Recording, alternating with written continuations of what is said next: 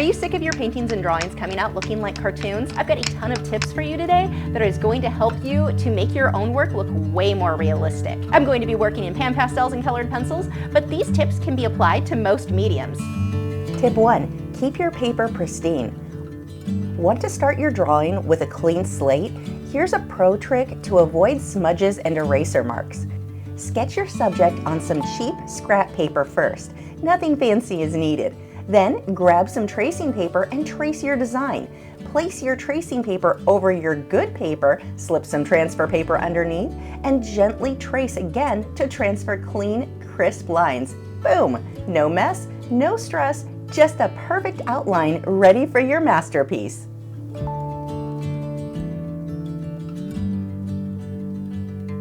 Tip 2. Go bold with your base layer. When I lay my base layer down with pan pastels, I go darker than my final vision. Why? The base layer is all about those deep, rich shadows. It's like building a foundation for a house. Make it solid. By starting with the darkest tones, your lightest details, like the bee's fluffy fur, will pop when you add them later. If you begin with medium or light tones, those details will just blend in and disappear. Trust me, it's way better to go too dark than too light here.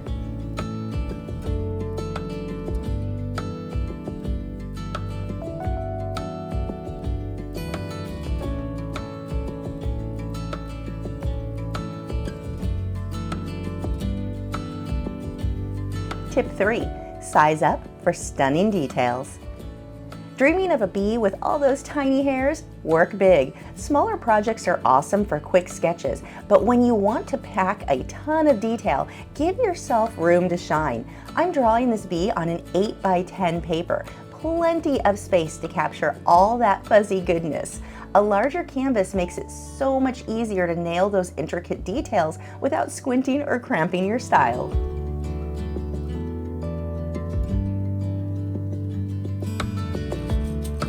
Tip 4. Pick the perfect paper. For this mixed media magic, I love Canson Me10's paper. Its toothy texture grabs onto pan pastels and colored pencils like a dream, letting those vibrant colors and white highlights really sing. Compare that to super smooth paper like Bristol Vellum. Sure, it's nice, but the pigments just don't stick as well, and your colors can look washed out. I stick with the smooth side of the Canson Me10s for the best of both worlds with this dynamic duo.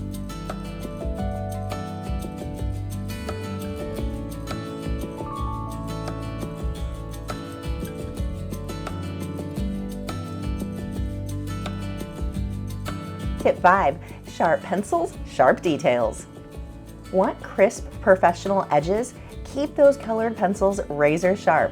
Dull pencils give you a fuzzy, crayon-like line that screams amateur. I sharpen mine often and add a bit more pressure when outlining edges for those clean, defined transitions.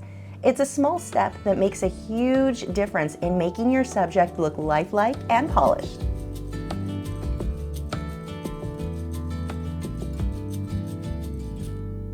Tip 6.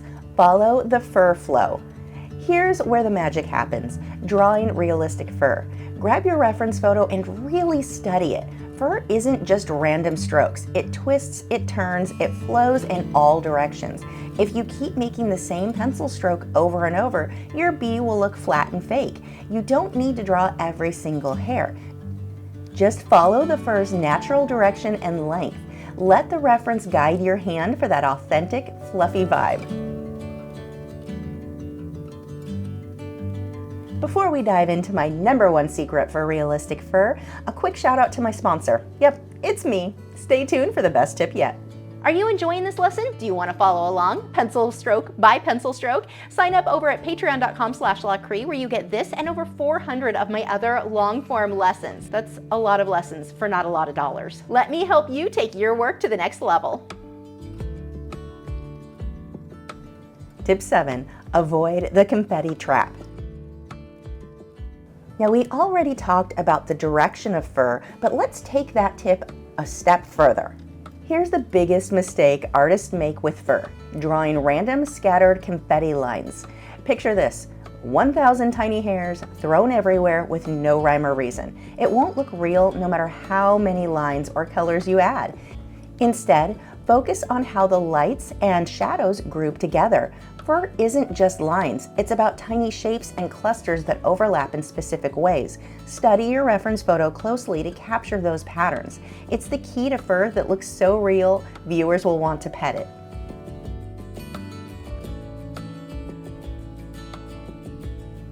Tip 8, make your highlights pop. For those dazzling, bright white highlights, I swear by brushandpencil.com's touch-up texture mixed with their colored pencil titanium white powdered, it's a must-have for me. This combo lets me paint on crisp, glowing details that make my highlights leap off the page, something regular colored pencils struggle to do alone.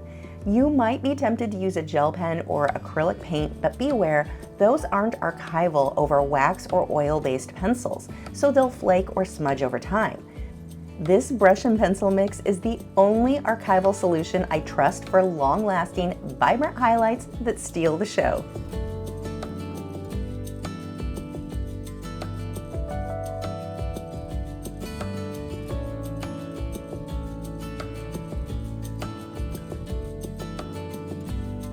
And here is our finished, adorable fluffy bee. If you want to draw this bee with me, pencil stroke by pencil stroke, head over to patreon.com/Lachri, where for as little as $6 a month, you get this full lesson and over 400 other lessons. Let me help you take your work to the next level. Want even more tips on making your work look more realistic? Check out this video here.